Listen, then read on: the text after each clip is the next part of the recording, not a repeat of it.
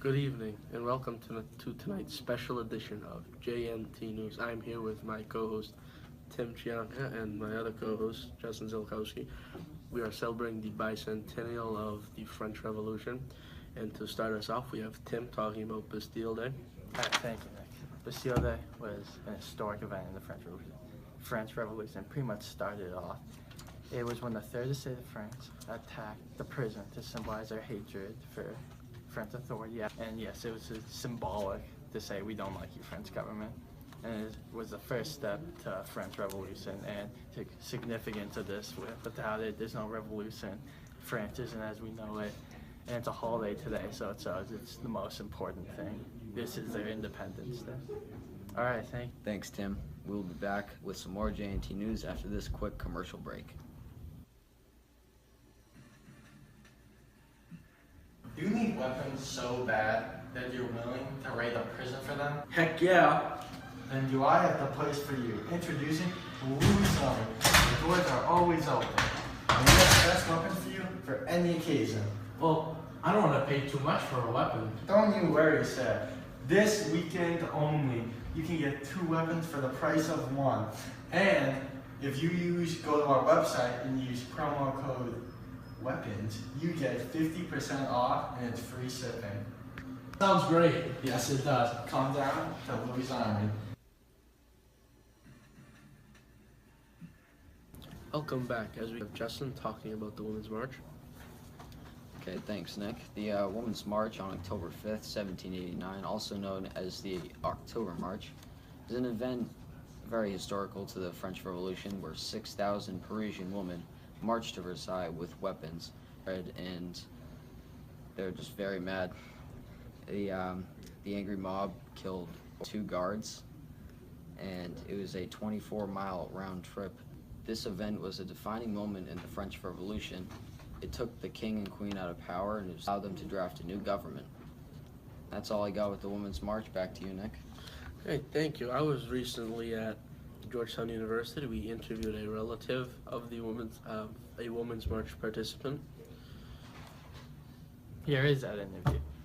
Today we're at Georgetown University with a relative of the Women's March participant, Mr. Hewitt. Yep, I'm her great-great-great-great-grandson. How was your great-great-great-grandmother inspired you?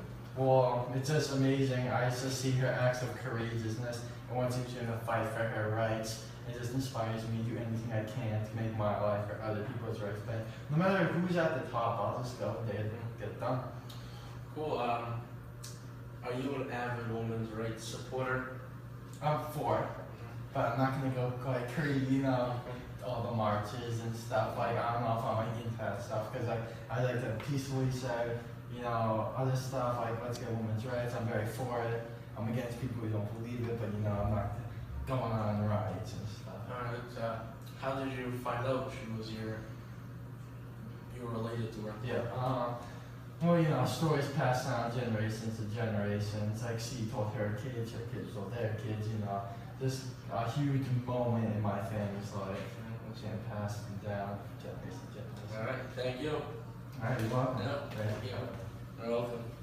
From Georgetown University, signing off. Back to you guys. All right, thank you, Nick. That was a great interview, great insight. I'm sorry I spilled my coffee on Nick during the interview that we showed you, so you had to change your shirts. That's on me.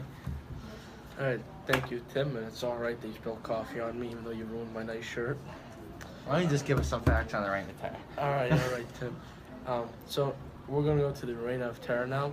This was an internal war within France. It started on September 5th, 1793, when the Committee of Public Safety was formed. They were technically like an inquisitor, as in the days of the Inquisition, because they went out, they got people, they had a trial, if you would call it, and then they'd execute them within 2 hours of after 2 hours of their trial. With the guillotine, right? Oh, definitely with the guillotine. You'll see that. Yeah, by the time it ended, there were between 18,000 and 40,000 executions, but the exact number is not known today.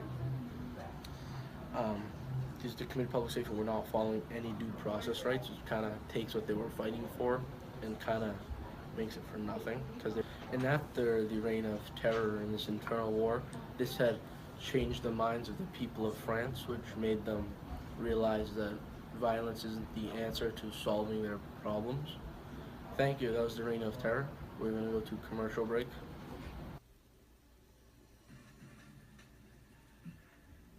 Do you like watching executions? But is this too slow for you and there's not enough happening per day? Yeah, I know what you're talking about.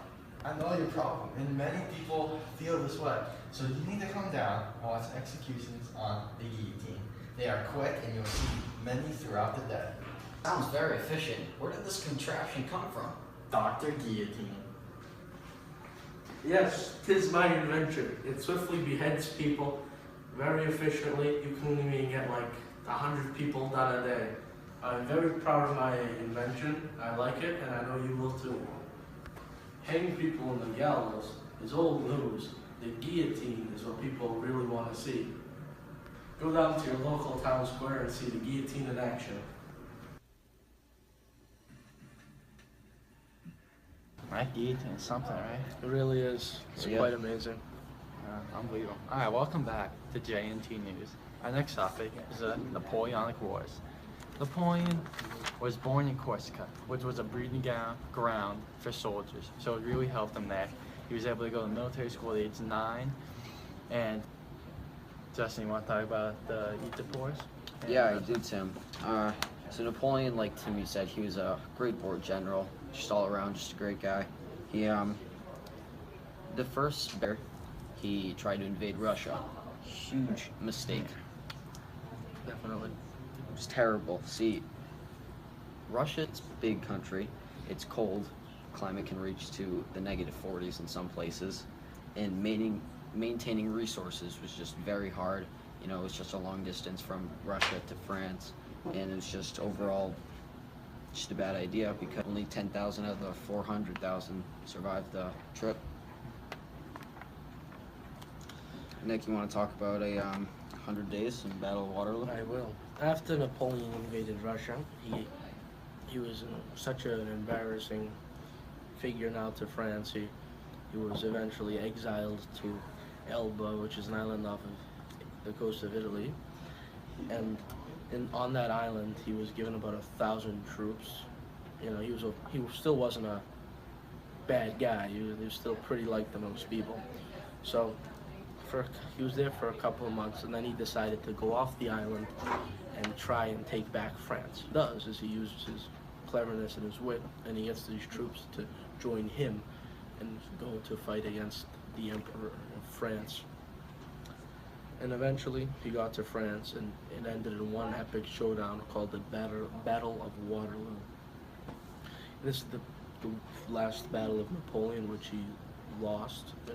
And he put up a good fight, but all the other troops just destroyed his troops. Yeah. Thank you. Yeah, of Napoleon that we got an interview with at Versailles to talk about how Napoleon has inspired him. Here he is now. We are in the beautiful hallways of Versailles in France. See, a nice little. See. Okay, we have a relative of Napoleon Bonaparte here with us today. Hello. Hello. How did you know that you're related to Napoleon? Well, many stories have been passed down from my family, and I also use that family tree app on my iPhone. How's he inspired you when you're? Well, my great-grandpappy, yeah, he inspired me because he was a great war general. He worked hard, he was a hard-working man, and I just hope to be like him someday. Are you interested in going to the military like he was? As a little boy, I was, because I've heard all these great stories and I thought he was just my hero, but, you know, after I heard more and more as I got older that he failed so many times, like in the War of Egypt and Russia, that I can't fail like he did. Okay, thank you. Alright, thank you. Yeah, thank you. Back to you at the studio. Thank you for joining us during a special edition of JNT News as we celebrated the bicentennial of the start of the French Revolution. I'm your host, Nick Hiltz. I'm the co-host, Timmy Chienka. Justin Zolkowski. Thank you. Good night.